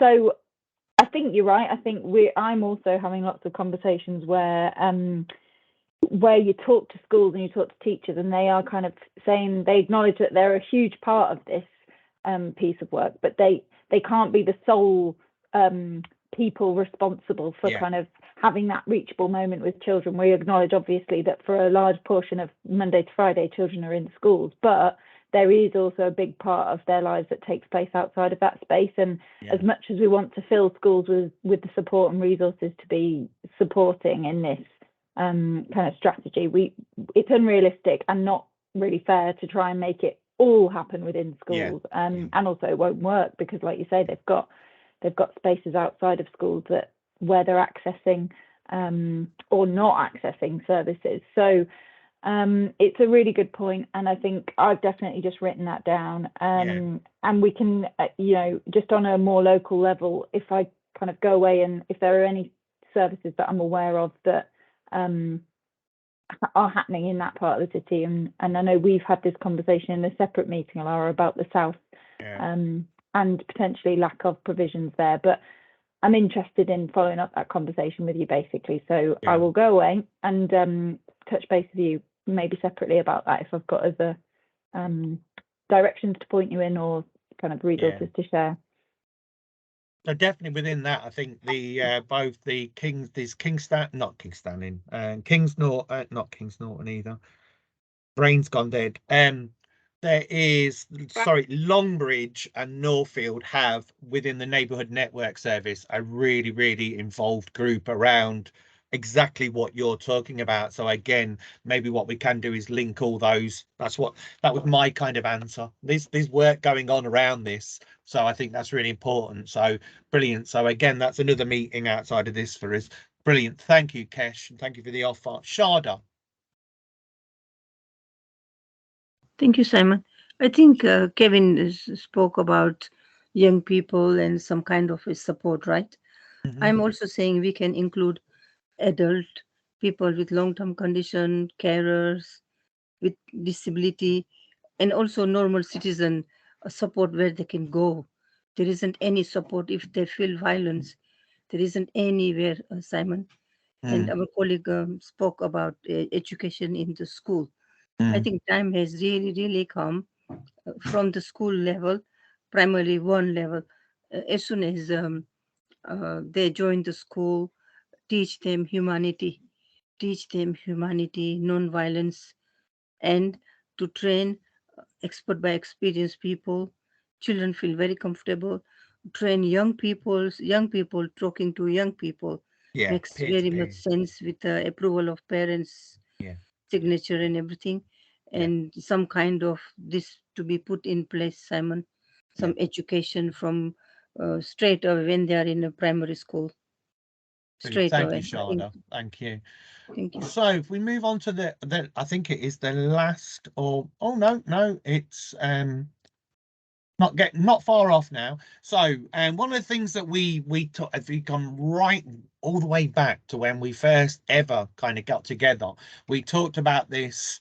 What do we mean by trauma informed practice?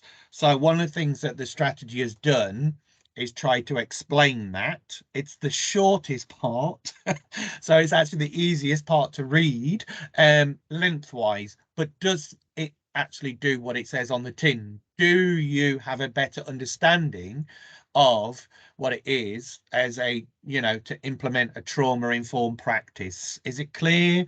I mean, that's the pledge around it, but again, reading it, is it a really important part of the strategy? Do we need to spend as much time, energy on thinking about, is it, what is trauma informed, etc.?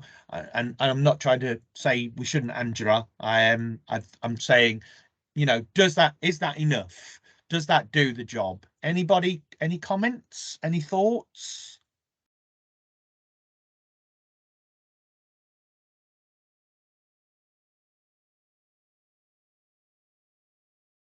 Okay.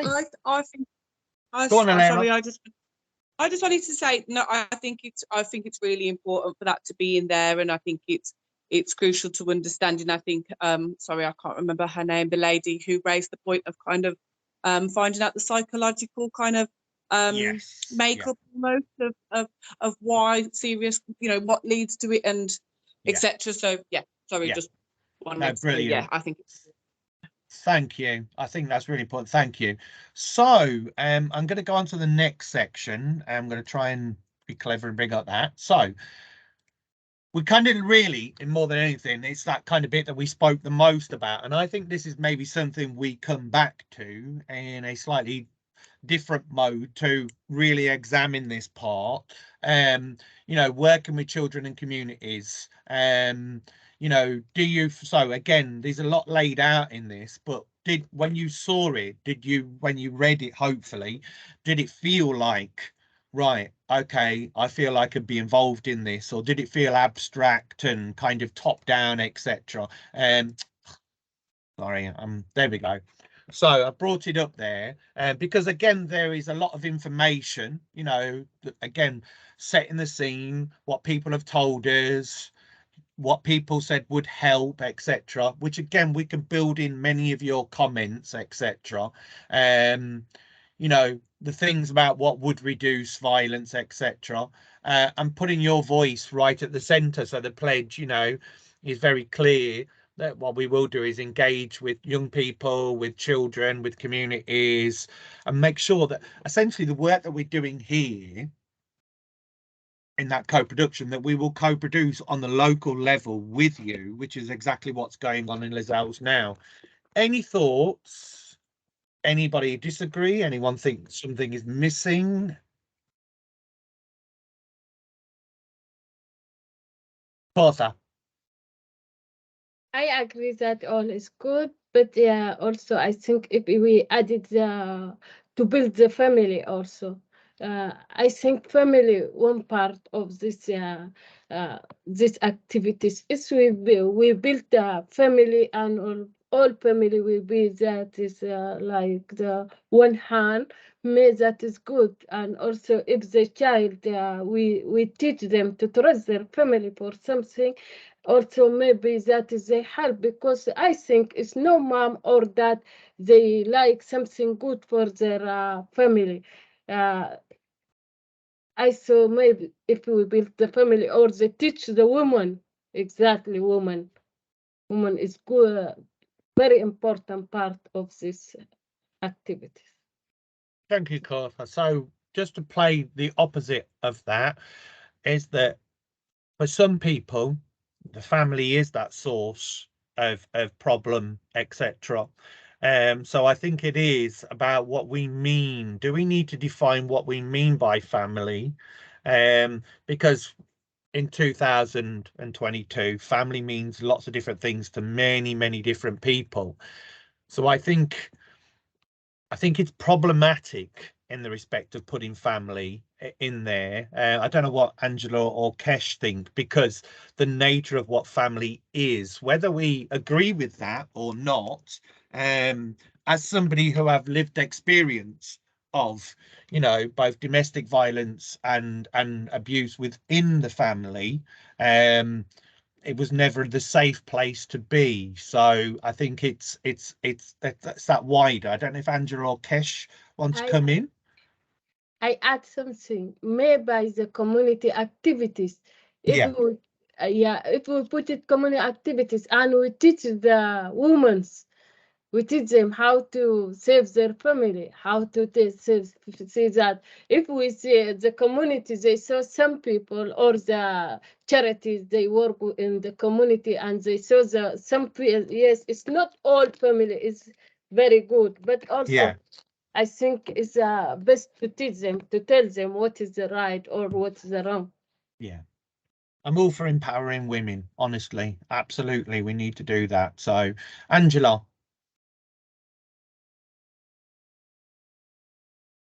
Thanks, Simon. I think it's what you said, is that for different people, family means different things. Mm. And I think, as Calder said, it's about that trusted relationship, maybe. Yeah, I think that's the key. Yeah. Which may either be the family or somebody outside of the family. I think it's probably just that. I think the point that's being made is probably the right point, that it extends beyond the young person, and it's where they get that support within the community. So whether that is within their family, whether that is a trusted relation, whether that is a teacher within a school setting, or so I think we can find the words to maybe capture what Corsa's saying there. Within it's the exactly document. what they did in preparation for adulthood. We spent months looking at that, and that trusted person, trusted relationship was the kind of thing that it came about. So exactly what you're saying, Cuthbert, is to have somebody somewhere that they can feel, that they can speak to, and that applies the other way, for the person who is, within the family, who is, the father, the mother, the uncle, the auntie, the guardian, whatever that might be, that they've got that as well. So I think it is an important, but I think we would go down a really great big tunnel trying to define family in 2022, and I don't think that's necessarily within this strategy. Sarah. Hi, just a different point around the involved voices of children, which was great to see there, and great to see some work has happened. And then I'm very interested to see of the things that they think would reduce violence, and the things where there's a commonality with perhaps everything we've been saying, and some things that they don't have as well, like trauma informed, or that's just really interesting. But on the pledge, it talks about an engagement with children and young people, and I wonder if there's any appetite for doing a bit more than engaging, but in terms of developing the skills of different groups of young people to actually be actively involved in things like peer mentoring, de-escalation of the skills to de-escalate situations, to work with other young people in a peer way, so that they actually they're not just consulted, but they're actually, a group of interested young people are actually given quite a lot of training and skills to be active participants. Brilliant. Thank you, Sarah. Thank you. So I'm just going to pop up the next bit, because for me, and again, remembering this is a really rough draft and thinking we've only got a few minutes left, is we then begin to lay out a lot of documents about what the plan is, how we're going to deliver, etc. And I don't think we've got the time to justifiably go through those things there. What I think is really important is that, can't remember who emailed me on this now, so apologies, saying is condensing all these into one simple plan that is the overarching plan that has all the times of day, and then have all these things as appendices and things like that. So if you want to go and see the background behind why we've got it, we've got it. But I think if we were honest and we said, is it clear? No. Because there's so much there. Does it give you enough information? It probably gives you too much information. So I don't know if anyone's got a very quick comment on that, whether you completely disagree or agree with me. I think that's something that we could definitely work on, to create a one simple plan. I know it's something that Andrew and I spoke about last week. Any quick thoughts on that? Because then we can begin to wrap up. You can have your day back.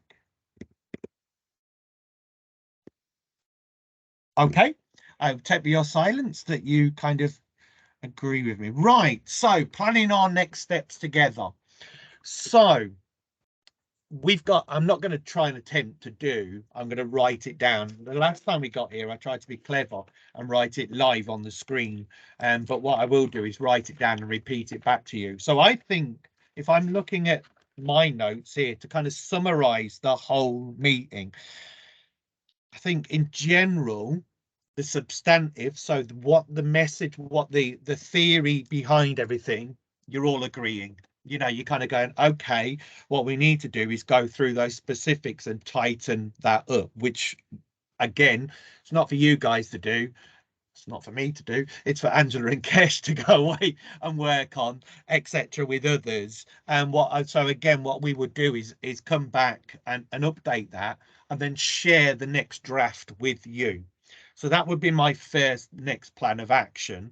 We want to share it, and then maybe what we want to do is come back again, maybe in a month's time around this, and just look and pick up. Oh, it's gone one click too far. Look at, you know, what is that nearer to what we discussed at this meeting, etc. So that would be my first suggestion.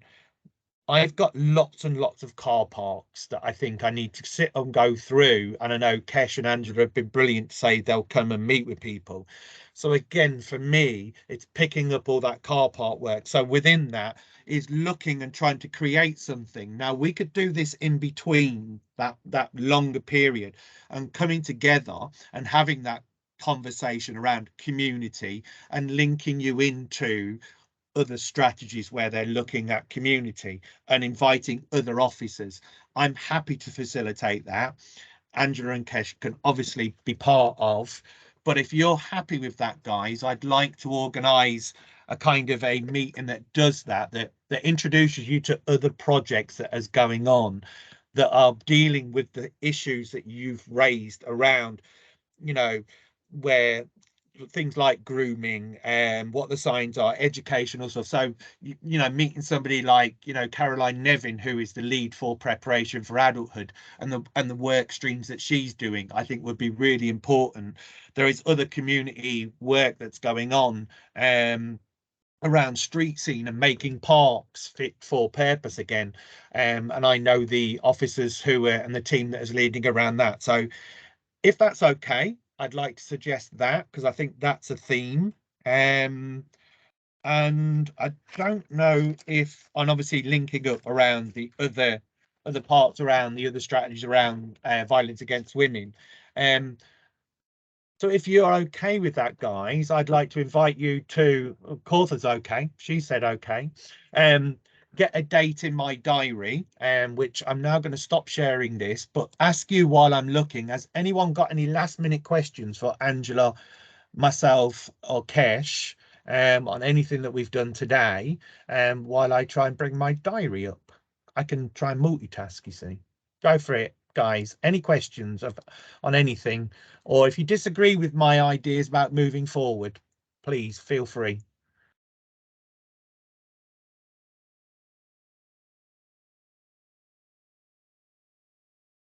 Okay, I'm going to take by your silence that you're quite... Oh, no, hang on. We've got Alara's hand up. Alara, go for it.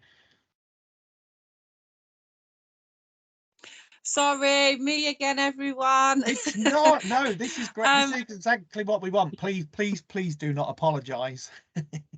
Okay, cool.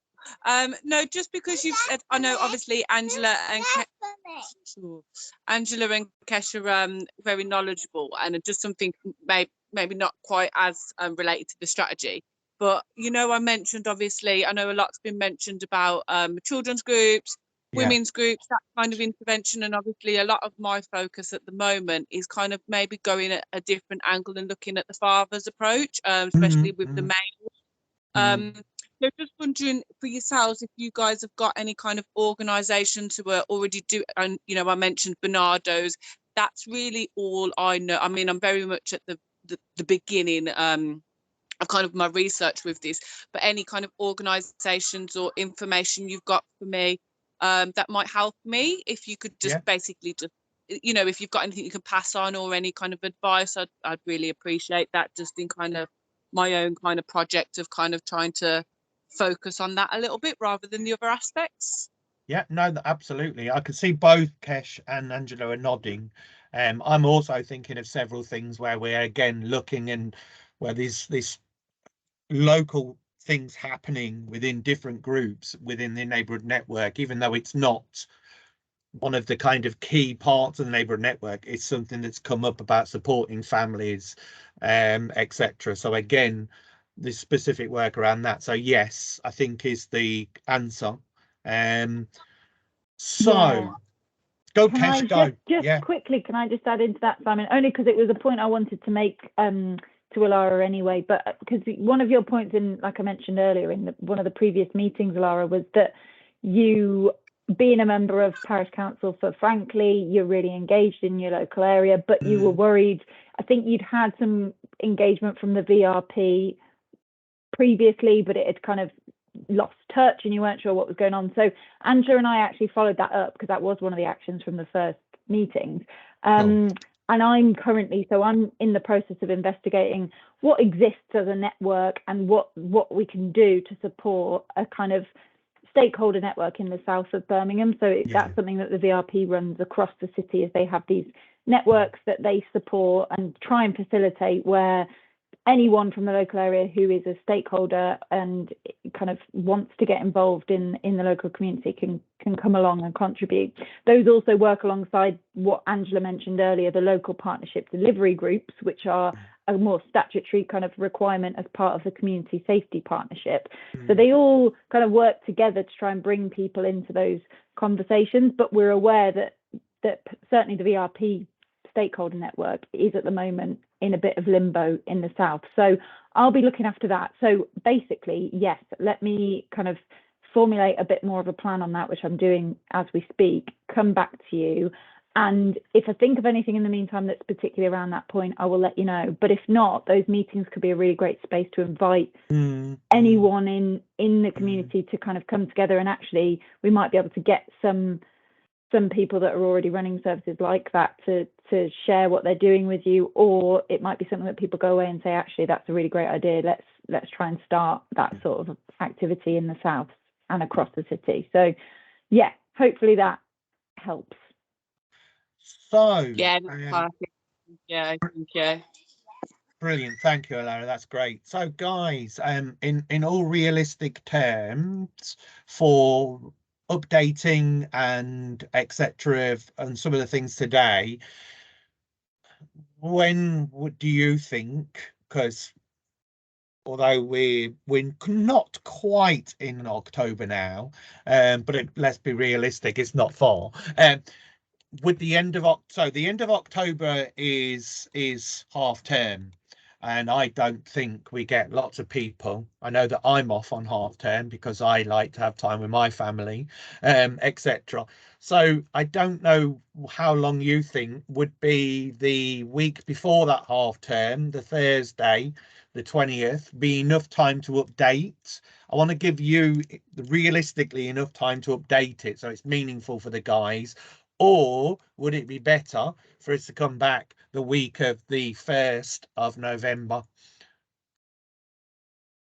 I'm just looking at, I know with workloads and everything else, I don't want it to be that I'm setting unrealistic targets for you guys and for these guys to come back. So trying to be open and transparent.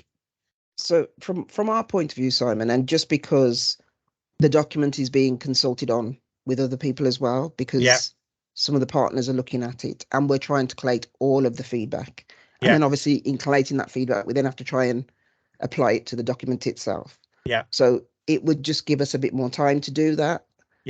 If we said November rather than October, just because people are in and out, and it just means that we can work on that. And just to say thank you for all the comments that we've taken today, because there isn't anything that's been said that won't be useful for us. We just have to work out how we put it into that document to reflect back what people have said. So it's just to allow us that time, really. And thank you for that, Angela. That's why I wanted to ask the question. So I'll try and pop something in our diaries for in that week beginning the kind of 1st to the 4th of October. So that first week, and Kesh, have you got your hand up? Yeah, only just personally, and it doesn't need to affect anything if the majority can do earlier in that week. But I'm actually planning, or I have booked off some annual leave, which is the Monday, Tuesday, Wednesday. So I'm in on the Thursday and Friday. But not the first part of that week. I was thinking the Thursday, to be honest. So perfect. Cool. Okay, guys. Well, look, leave that with us. I'll write up kind of the report of today. I'll send it to you all. I know that some people have left already because we've gone a little bit over. Thank you so much. It was an incredible meeting today. Really, really amazing. Thank you for sharing your lived experiences. Thank you for everything. It's been inspiring today in many, many ways. So thank you. Stay well, stay safe, and we will see you in between. But obviously, in between, any questions, anything, just send us an email, text, whatever you need to do, and we will be more than happy to pick anything up. So thank you all. Please now go and enjoy the rest of your afternoon because the sun is out. It's now finally coming in my back bedroom, so I will warm up. So take care. Thank you, and see you soon. Okay, bye-bye, everybody. Bye. Bye. Bye. Thank you. Bye. Bye.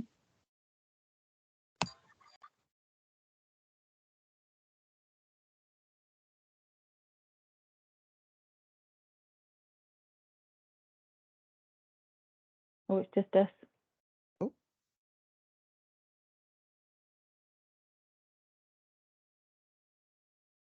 Did you want to debrief a bit, Angela, or are you you're heading off? I think everyone's gone, yeah. Well, that was quite good.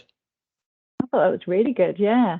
I thought there were some really good comments and just clearly people engaged in the topics. That, you know, with these things that I'm always worried that you ask the question and you're just met with like nothing. So it's always great, I think, when you get some kind of relevant responses. Yeah, I just need to. So I'm from the GovSoc. I've kind of created a table of those comments. So what I'll maybe try and do is to add these comments into that as well. And then we probably just need to work out the best way to try. Hey guys, sorry I'm back because this is still recording. So if you were talking about me, I've got it on recording now. Good job we didn't say anything incriminating, Simon.